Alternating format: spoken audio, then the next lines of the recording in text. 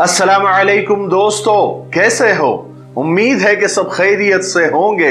अल्लाह आप लोगों को ऐसे ही खुश रखे। जैसा कि हम और आप ये जानते हैं और अच्छी तरह से जानते हैं कि दुनिया में सबसे बड़ी दौलत और सबसे बड़ी चीज सुकून है, करार है, चैन है। और अल्लाह तबारक व तआला ने सुकून, करार और चैन न माल में रखा है, न दौलत में रखा है, न दुनिया की सारी चीजों में रखा है, न महंगी से महंगी कार में रखा है, न बड़े से बड़े बंगले में रखा है। तो फिर अल्लाह तबारक व तआला ने सुकून, चैन और करार कहां पर रखा है? इसलिए आज का किस्सा आपको सुनना चाहिए अगर आपको यह पता करना है कि अल्लाह ने सुकून कहां रखा है और हमको सुकून कहां मिलेगा। और ये बिल्कुल एक रियल इंटरव्यू जो मैंने देखा वो मैं आपको बयान कर रहा हूं। इंटरव्यू ये था, एक बहुत बड़े करोड़पति, मिलीनियर और बिलीनियर का इंटरव्यू था, जिसमें अनाउंसर ने उस मिलीनियर और बिलीनियर शख्स से, उस मालदार आदमी से चंद सवाल किए। सबसे पहला सवाल जो अनाउंसर ने किया वो ये था कि जिंदगी में आपको सबसे ज्यादा खुशी और सबसे ज्यादा सुकून कहां महसूस हुआ और किस चीज में महसूस हुआ?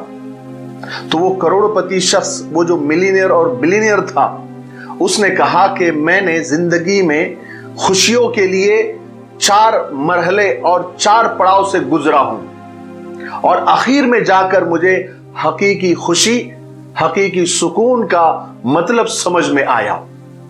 सबसे पहला मरहला और सबसे पहला पड़ाव था माल, असबाब और पैसा जमा करने का।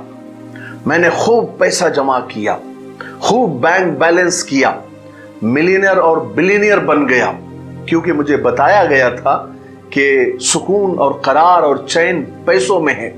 इसलिए मैंने खूब पैसा कमाया। लेकिन इस मरहले में, इस पड़ाव में मुझे वो खुशी नहीं मिली, वो मुझे सुकून नहीं मिला जो मुझे मतलूब था, जो मुझे चाहिए था।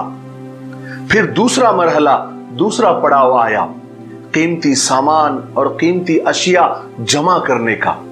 महंगी महंगी कारें मैंने ली, महंगे महंगे मोबाइल, महंगे महंगे लैपटॉप मैंने खरीदे, अच्छा बंगला बनाया, कई होटल्स बनाई।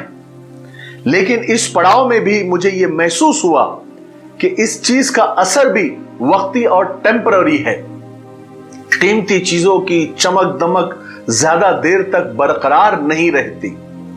फिर तीसरा मरहला और पड़ाव आया, बड़े बड़े प्रोजेक्ट हासिल करने का। मुझे लगा इसमें सुकून मिलेगा, जैसे फुटबॉल टीम खरीदना, क्रिकेट टीम खरीदना और बड़े बड़े रिजॉर्ट खरीदना।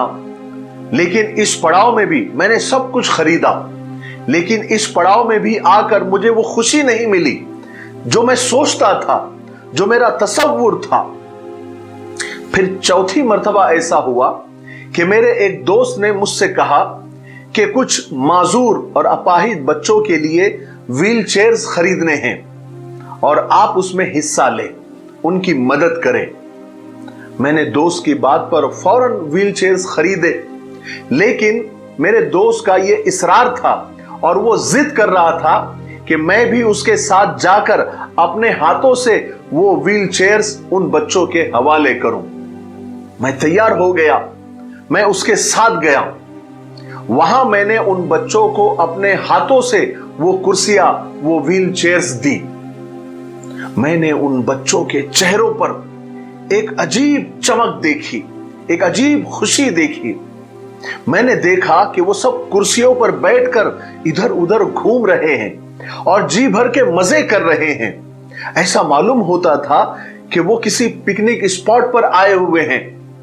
लेकिन मुझे हकीकी खुशी का एहसास तब हुआ जब मैं वहां से जाने लगा और उन बच्चों में से एक अपाहिज और माजूर बच्चे ने मेरे पैर पकड़ लिए। मैंने नरमी के साथ अपने पैर छुड़ाने की कोशिश की, लेकिन वो बच्चा मेरे चेहरे की तरफ बगौर देखता रहा और मेरे पैरों को मजबूती से पकड़ा रहा।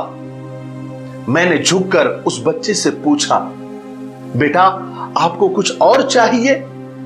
तो उस बच्चे ने जो जवाब दिया اس نے نہ صرف مجھے حقیقی خوشی سے روشناس کرایا، حقیقی سکون اور حقیقی قرار اور حقیقی چین سے ملایا، بلکہ میری زندگی پوری طرح بدل کے رکھ دیا۔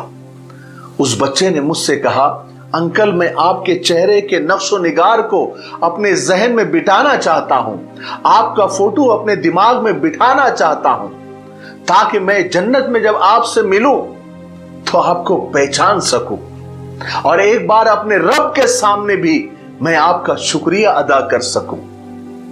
ہائے ہائے ہائے، تمنا درد دل کی ہے تو کر خدمت فقیروں کی، نہیں ملتا یہ گوہر بادشاہوں کے خزینوں میں۔ وہ مالدار کہتا ہے کہ مجھے حقیقی سکون کہاں ملتا ہے، تب پتا چلا۔ اللہ ہم سب کو مخلوق کی خدمت کرنے کی توفیق نصیب فرمائے۔ ایک آدمی ایک بزرگ کے پاس آیا، کہنے لگا کہ میں سکون چاہتا ہوں، کیا کروں؟ تو اس بزرگ نے کہا کہ یہ جو تیرا جملہ ہے نا، میں سکون چاہتا ہوں، اس میں سے میں نکال دے، اس میں سے گھمنڈ اور تکبر جھلکتا ہے، اور جو آخر میں چاہتا ہوں یہ بھی نکال دے، کیونکہ اس میں صرف تو اپنے بارے میں سوچ رہا ہے۔ جب یہ دونوں نکل جائیں گے تو تیرے پاس صرف سکون بچ جائے گا۔ اگر آپ کو بھی سکون چاہیے، چین چاہیے، قرار چاہیے، جو سب سے بڑی دولت ہے، تو آپ کو غریبوں کی، ضرورت مندوں کی مدد کرنی پڑے گی۔ اور یاد رکھیں، جب آپ کسی کی مدد کر رہے ہو تو 3 باتیں یاد رکھو۔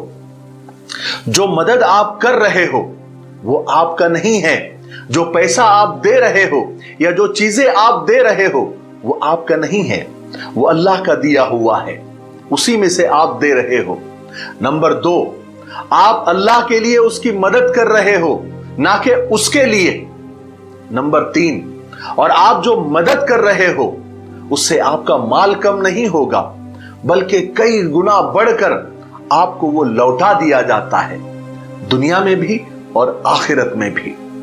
آخر میں صرف ایک بات کہہ کر میں اپنی بات کو ختم کرتا ہوں، آج کے ویڈیو کو کمپلیٹ کرتا ہوں، کہ عبادت آپ کو اس مقام تک نہیں پہنچا سکتی جہاں کسی غریب ضرورت مند کی مدد آپ کو پہنچا سکتی ہے۔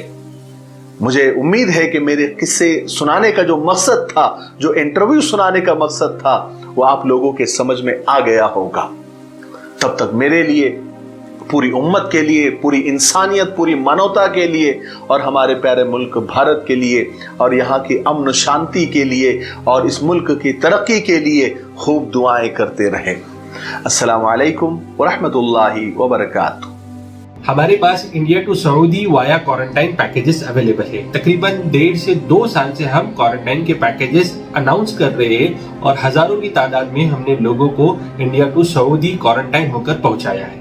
اسی کے ساتھ ساتھ دبئی ویزا اور دبئی کے پیکیجز بھی ہمارے پاس اویلیبل ہے۔